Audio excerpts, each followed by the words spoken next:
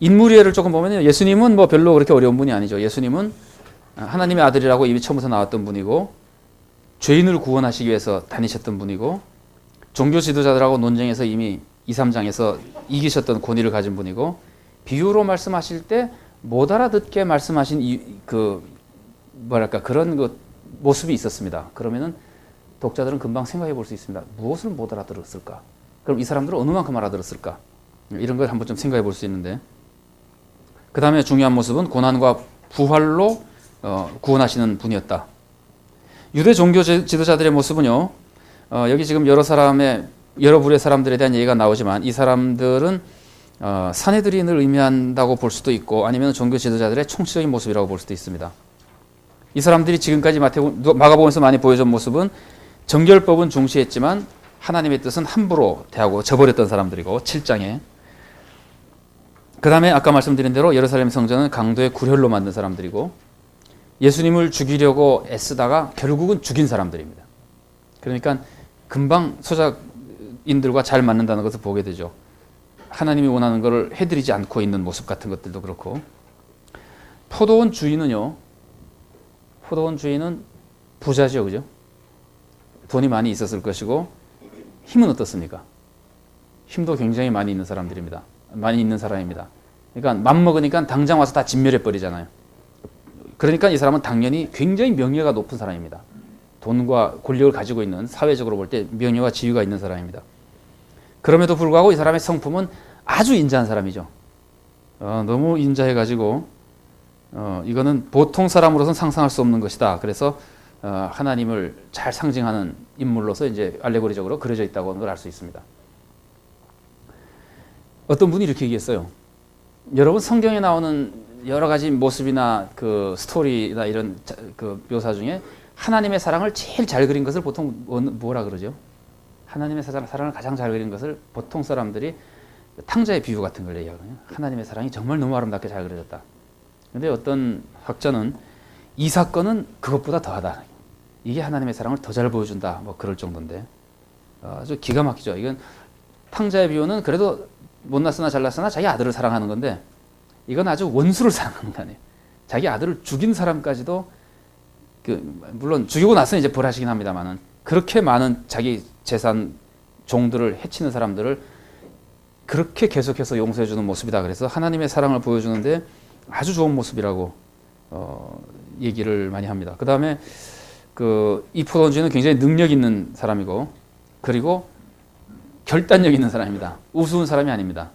이 결단력 있다고 하는 모습도 두고두고 하나님의 모습에 대해서 우리가 보완해야 될 하나님이 아주 그냥 언제든지 싱글벙글하는 분이 아니라고 하는 것에 대한 이미지로 하나님의 사랑을 보완해야 될 때 필요한 모습으로 하나님을 잘 상징하도록 나와 있는 사람입니다.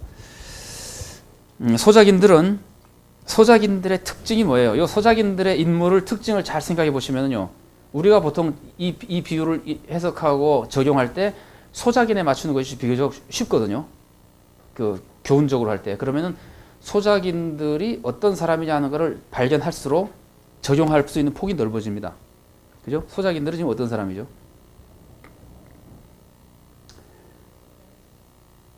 어리석은 사람이죠. 맞습니다. 어리석은 사람이고 탐욕스럽다고 하는 말이 맞죠.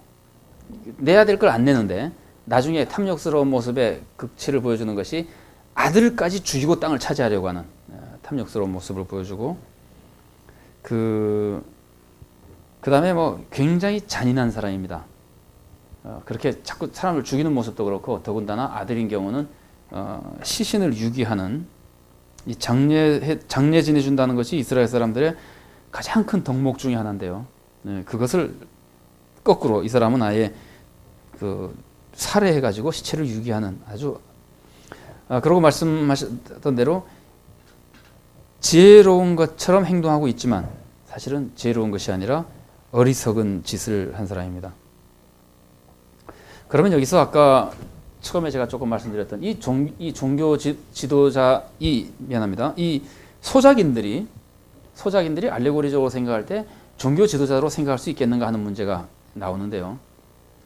구약의 알레고리 이미지를 가지고 생각하자면은 포도원을 이스라엘 백성 혹은 나라라고 생각할 때 소작인들은 그걸 이제 관리한다고 해서 종교 지도자로 볼 수 있는데 그 뒤까지 쭉 읽어보면은 아니면 예수님의 생애를 우리가 아는 사람의 입장에서 가만히 보면은 알레고리로 이 사람들 종교 지도자로만 보기가 어려운 것이 나중에 포도원을 다른 사람에게 새로 주죠, 그죠?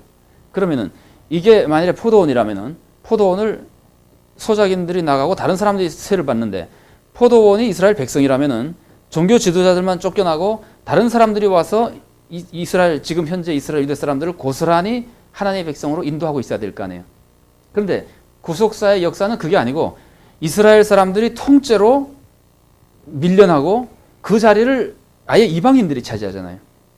그 다음에 예수님을 죽일 때 물론 요 장면에서는 백성들은 찬성하고 그 종교 지도자들만 반대했지만 예수님을 죽일 때 결국은 가담하는 사람은 이스라엘 전체 분위기잖아요.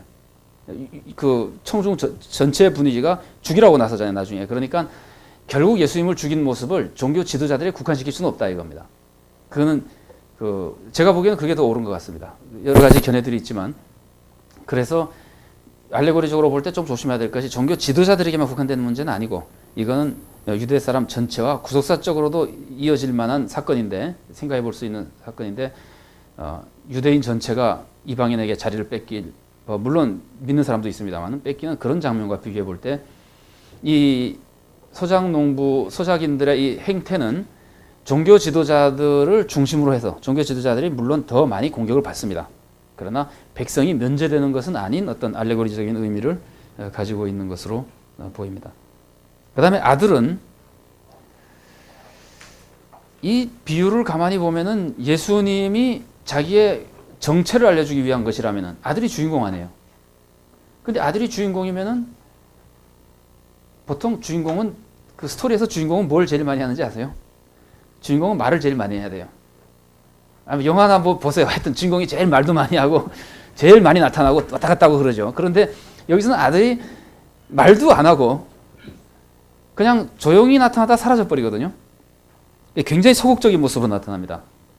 그것이 어쩌면은 그 매력적인 점 중에 하나인 것 같아요. 예수님이 아주 독특한 모습을 보여줘요. 이렇게 연약해 보이고 그러면서 아주 철저히 순종적인 모습. 이걸 여러분들이 만일에 틈매우기를 해보세요. 아버지가 알 거 아닙니까? 아들이 이 아들이 세를 받으러 갔을 정도 아들이니까 이게 애기가 아니잖아요. 그러니까 아버지랑 의논 좀 했을 거 아닙니까? 이게 정도 보는데 자꾸 죽이고 안 보는데 어떻게 하면 좋겠냐? 그러면 이제 아들 보고 네가 한번 가볼래? 틈매우기를 한번 해보세요. 그러면 아들이 한번 가죠.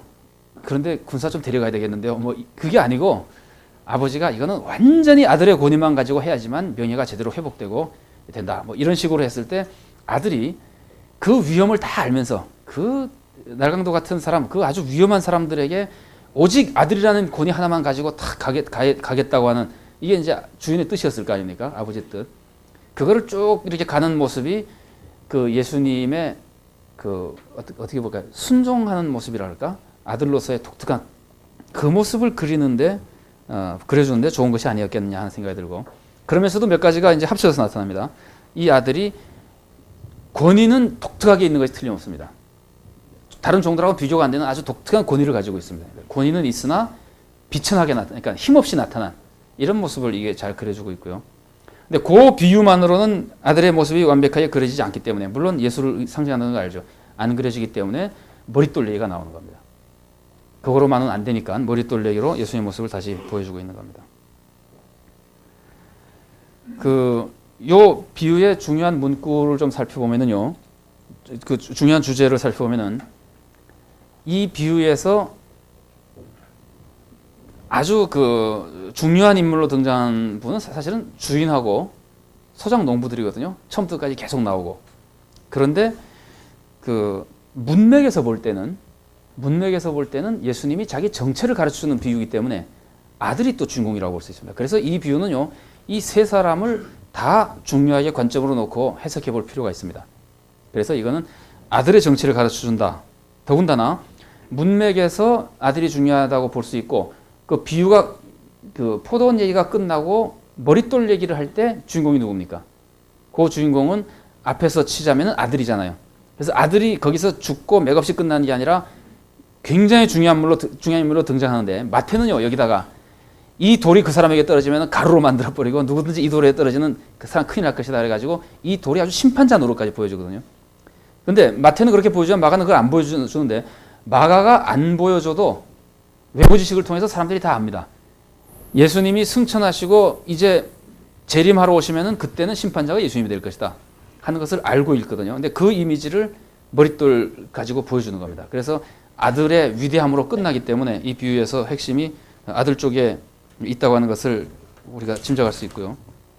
농부와 주인도 보통 중요한 사람들이 아닙니다. 아까 말씀드린 대로 비유의 핵심을 차지하고 있는 자리, 또 청중의 중요한 입지를 차지하고 있는 것이 농부나 종교 지도자의 모습이고, 그 다음에는 그 이야기 등급이 바뀌는 것도 농부의 그 행동에서 나타나고, 그 다음에 포도원 이야기에서의 결론은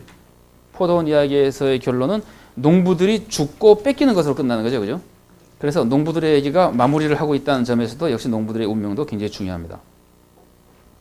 그 다음에 하나님의 모습, 그 주인의 모습도, 하나님의 사랑을 보여주는 주인의 모습도 그 나름대로 굉장히 중요하게 나타납니다. 아까 말한 대로 핵심에 그게 그 사람의 보내는 모습이 나타나고, 그리고 아무도 할 수 없는 인내와 사랑을 계속해서 보여줬다고 하는 점에서도 두드러지고, 그 다음에 권능도 한번 그 작정하시면은 완벽하게 권능을 드러낼 수 있는 그런 권능의 모습들, 이런 것들이 이제 그 결합돼서 나타나 있는 것들이고요.